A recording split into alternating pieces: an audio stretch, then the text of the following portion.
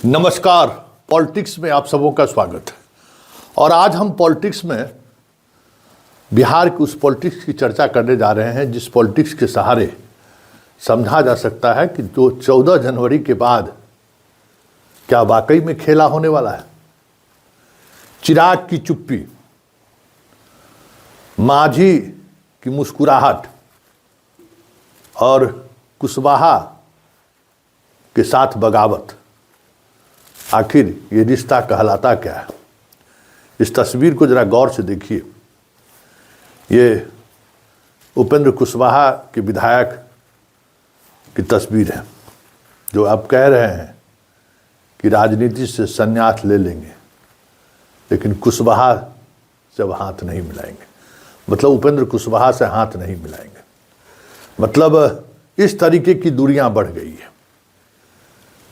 वजह क्या है सबको पता है, और उस वजह के पीछे की वजह इस तस्वीर से समझा जा सकता है, क्योंकि यह तस्वीर अपने आप में बयां कर रहा है कि ये महोदय अपनी भाषा नहीं बोल रहे हैं, किसी का संरक्षण है या फिर कोई बोलवा रहा है। क्योंकि सियासत में परिवारवाद और पार्टी सुप्रीमो को सीधे चुनौती तब दी जाती है जब आपका कोई मजबूत आसरा आपको मिल जाए। मतलब उपेंद्र कुशवाहा के पार्टी में बगावत के जो स्वर दिख रहे हैं, उस स्वर को स्वर देने वाला कोई तो है, कोई ताकत है जो इसको स्वर दे रहा है। ऐसे में सवाल उठना लाजमी है कि 14 जनवरी के बाद उपेंद्र कुशवाहा की पार्टी रहेगी कि नहीं रहेगी, एक बड़ा सवाल है। ठीक उसी तरीके से चिराग सरकार गठन के बाद जिस तरीके से चुप्पी साधे हुए हैं और उनके विधायक के अंदर जिस तरीके की कुलबुली चल रही है, और बंगाल और यूपी में चुनाव लड़ने की जिस तरीके की उन्होंने घोषणा की है, बंगाल में उन्होंने अपने सांसद को जिम्मेवारी भी दे दी है, तो क्या वो एनडीए के, क्योंकि बंगाल में जाने का मतलब है हिंदी बेल्ट के वोटरों में सेंधमारी करना, जो एक बड़ा आधार वोट बीजेपी का है, और उसमें भी बिहार के वोटर। और अगर उस वोट में सेंधमारी के लिए चिराग बंगाल जा रहे हैं तो तनातनी स्वाभाविक है। वैसे दिल्ली वाली स्थिति, दिल्ली में एक सीट बीजेपी ने चिराग को दिया था, वो स्थिति हमें लगता है कि बंगाल में आने वाली नहीं है, लेकिन विवाद तो होगा। तो क्या बंगाल में एक दो सीट के लिए चिराग चुप्पी साधे हुए हैं, या फिर बिहार में जो सियासत चल रहा है और जिस सियासत में सम्राट काफ़ी दूर तलक बढ़ चुके हैं, उससे चिराग असहज है क्या? क्योंकि चिराग बीजेपी में जिस माध्यम से करीब, जब कभी भी कुछ ऐसा होता है तो जो उनके करीब हैं उनका सम्राट से 36 का आंकड़ा है, कई मौके पर देखने को मिला है। हालांकि दोनों हस्तिनापुर के ही सिपह सालार हैं, दोनों लठेती शाह के लिए ही करते हैं। लेकिन बात जब बिहार की सियासत की होगी तो उस सियासत में कहीं न कहीं मतभेद तो है। तो क्या उस मतभेद की वजह से चिराग चुप्पी साधे हुए हैं? क्योंकि चिराग सम्राट से लेकर सहज नहीं है, ये कई मौके पर देखने को मिला है।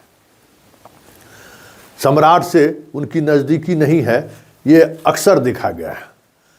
जब कभी भी कोई ऐसी बात होती है तो वो नित्यानंद राय के करीब होते हैं, नित्यानंद राय का आना जाना रहता है। तो ये सारी कवायद 5वीं सीट को लेकर तो नहीं है, बड़ा सवाल है। जिन सीट को लेकर मांझी भी दावा कर रहे हैं, तो वाकई में 14 जनवरी के बाद की जो पॉलिटिक्स होगी बिहार की, वो देखने वाली बात होगी। वैसे गठबंधन धर्म के विपरीत अगर बीजेपी उपेंद्र कुशवाहा की पार्टी को तोड़ने में मदद पहुंचाती है तो ये तो तय समझिए कि खेला होगा, और वो खेला बीजेपी के अंदर से होगा। इस बार खेला बीजेपी के बाहर से नहीं होना है। नीतीश खेला करेंगे ऐसा नहीं होता हुआ दिख रहा है। इस बार खेला बीजेपी के अंदर से होगा और ये खेला बंगाल चुनाव के बाद और तेजी से उभरता हुआ दिख जाए तो कोई बड़ी बात नहीं होगी, क्योंकि चीज़ें कुछ उसी तरीके से चल रही है। सम्राट चौधरी की चौधराहट को लेकर पार्टी के अधिकांश नेता असहज हैं, लेकिन शाह का भरोसा सम्राट पर है और सम्राट मुख्यमंत्री होंगे ऐसे दिखाने की कोशिश कई मौके पर किया गया है। आप देख भी सकते हैं कि नंबर 2 वही हैं और कई डिसीजन भी वो मुख्यमंत्री जिस तरीके से लेते रहे हैं उस तरीके से वो ले रहे हैं। क्या ये माना जाए कि मांझी की मुस्कुराहट, चिराग की चुप्पी और शाह के जो सियासत है उस सियासत के इतर उपेंद्र कुशवाहा की पार्टी में बगावत कुछ संकेत तो नहीं है? क्योंकि यह संकेत सिर्फ उपेंद्र कुशवाहा के पार्टी की नहीं है, यह संकेत कांग्रेस की तरफ के भी कई विधायकों के सम्राट के रिश्तों को लेकर चर्चा में है। खास करके वाल्मीकि नगर के विधायक को लेकर कांग्रेस के जो विधायक हैं उसकी तो सरेआम चर्चा हो रही है कि भाई ये कभी भी पाला बदल सकते हैं, बस संख्या बल की जरूरत है। तो क्या बीजेपी 14 जनवरी के बाद अपने बलबूते पर सरकार बनाने की बात तो नहीं सोच रही है? बड़ा सवाल है, क्योंकि अगर उपेंद्र कुशवाहा की पार्टी टूटती है, चिराग की असहजता को राज्यसभा सीट के माध्यम से सहज कर लिया जाता है और मांझी के जहाँ मझधार में है उस मझधार से अगर सम्राट बाहर निकाल कर उन्हें और 1-2 चीज़ें और देने का प्रस्ताव स्वीकार कर लेती है, तो क्या 14 के बाद बिहार के सत्ता का समीकरण बदलने वाला तो नहीं है? क्योंकि चीज़ें उसी तरफ बढ़ती हुई दिख रही है। हालांकि इसके लिए मोदी तैयार होंगे कि नहीं होंगे कहना मुश्किल है, क्योंकि मोदी किसी भी स्थिति में नीतीश को फिलहाल छोड़ने के मन में नहीं है या तैयार नहीं है। ये कई मौके पर देख चुके हैं। शाह भले ही कोशिश करते रहते, जोर आजमाइश करते रहते हैं कि कब सत्ता का हस्तांतरण कब होगा, ये बातें होती रहती हैं।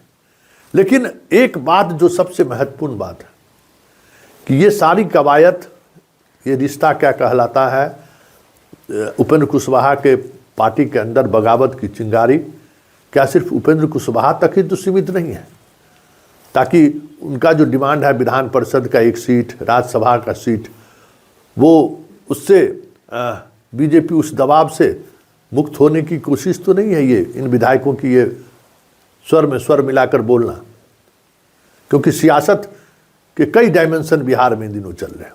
क्या उस डायमेंशन का ये संकेत तो नहीं है? फिलहाल जो उपेंद्र कुशवाहा सीटों को लेकर जो दबाव बनाने की रणनीति बनाने की स्थिति में ही ना रहे, क्योंकि आपके विधायक ही नहीं है, तो फिर उपेंद्र कुशवाहा की सियासत का होगा क्या? एक सवाल ये भी है। और चिराग के चुप्पी का नतीजा क्या होगा और मांझी के मझधार में फंसे होने का समाधान क्या होगा? 3 डायमेंशन है। उन तीनों डायमेंशन में 16 जनवरी के बाद स्पष्टता के साथ कई चीज़ें आपको देखने को मिल जाए तो कोई बड़ी बात नहीं होगी। पॉलिटिक्स में फिलहाल इतना ही। इजाज़त दीजिए, नमस्कार।